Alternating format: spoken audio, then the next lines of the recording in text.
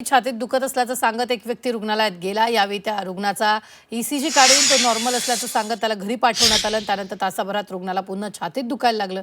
त्याला पुन्हा रुग्णालयात आणल्यावर त्याचा मृत्यू झालेला आहे। संभाजीनगरमधील घाटे रुग्णालयातला हा प्रकार आहे। या घटनेनंतर मृत व्यक्तीचे नातेवाईक आक्रमक झाले असून त्यांनी डॉक्टरांवर गंभीर आरोप केले। या प्रकरणी गुन्हा दाखल करण्याची मागणी केली। या प्रकरणी घाटे रुग्णालयाकडून समिती नेमण्यात आली आहे। ईसीजी केला।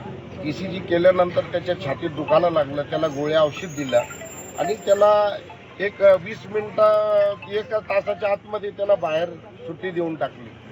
तर हे जी घटना घडली हे थोडासा हलगर्जीपणा मला वाटतं, कारण की याला जर 24 तास ॲडमिट ठेवला असता तर हे घटना घडली नसती, हेच माझं म्हणणं आहे। आणि एवढे लोक सकाळपासून थांबलेले इथं, 3 साहेबांनी सुद्धा लक्ष घालायला पाहिजे होता, पण तो काही इथं आले नाही। हे दुःख वाटतं, हेच माझं म्हणणं आहे।